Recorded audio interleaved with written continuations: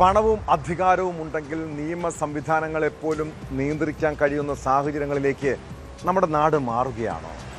ഒരു സാധാരണക്കാരന് കിട്ടാത്ത ആനുകൂല്യങ്ങളും പരിഗണനയുമാണ് അധികാര സ്ഥാനങ്ങളിൽ ഇരിക്കുന്നവർക്ക് ചിലപ്പോൾ ലഭിക്കുന്നത്.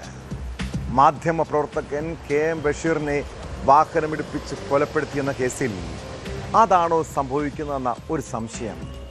കേസിൽ വിചാരണ കോടതി മാറ്റിയതിലാണ് KM ബഷീറിൻ്റെ ഭാര്യ ജസീല ഹൈക്കോടതിയെ സമീപിച്ചത്.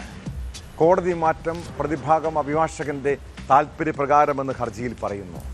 കേസിൽ IAS ഉദ്യോഗസ്ഥനായ ശ്രീറാം വെങ്കിട്ടരാമനാണ് ഏക പ്രതി. ഹർജി ചൊവ്വാഴ്ച ഹൈക്കോടതി പരിഗണിക്കും.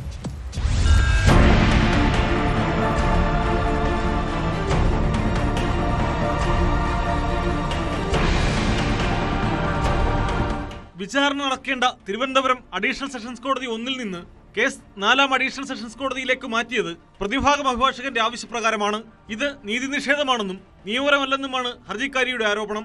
4ാം അഡീഷണൽ സെഷൻസ് കോടതിയിൽ വിചാരണ നീതിപൂർവമാകില്ലെന്നും ഹർജിയിലുണ്ട്. ഇതോടൊപ്പം കേസ് നടത്തിപ്പിനുള്ള പ്രോസിക്യൂട്ടറെ മാറ്റണമെന്ന ആവശ്യവും ജസീലയുടെ ഹർജിയിൽ ഉന്നയിച്ചിരിക്കുന്നു.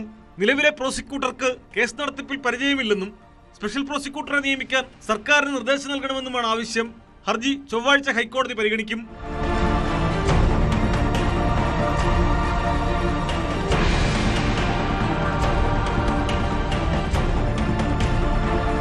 ബഷീറിന്റെ മരണവുമായി ബന്ധപ്പെട്ട കേസ് അട്ടിമറിക്കാൻ വീണ്ടും നീക്കമുണ്ടെന്ന പരാതിയുമായി കുടുംബം നേരത്തെ തന്നെ രംഗത്ത് വന്നിരുന്നു. മുന്നറിയിപ്പൊന്നുമില്ലാതെ പ്രോസിക്യൂട്ടർ കേസിൽ നിന്ന് ഒഴിവായതായിരുന്നു കുടുംബത്തിന്റെ ആശങ്കയുടെ കാരണം.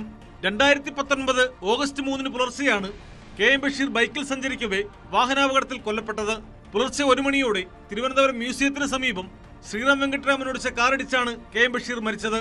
ശ്രീറാമിന്റെ സുഹൃത്ത് വഫ ഫിറോസും കാറിലുണ്ടായിരുന്നു. സംഭവ സ്ഥലത്ത് തന്നെ ശ്രീറാം വെങ്കിട്ടരാമൻ കസ്റ്റഡിയിലായെങ്കിലും മദ്യപിച്ചില്ലെന്ന് വരുത്തി തീർക്കാനടക്കം തുടക്കത്തിൽ തന്നെ ഇടപെടലുകൾ ഉണ്ടായി. 6 വർഷങ്ങൾക്ക് ശേഷം കഴിഞ്ഞ ദിവസമാണ് കേസിൽ വിചാരണ നടപടികൾ ആരംഭിച്ചത്.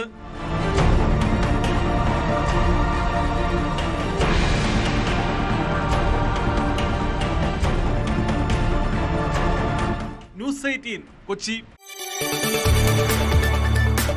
കൂടുതൽ വാർത്തകൾക്ക് news 18 Keralam YouTube channel subscribe ചെയ്യുക.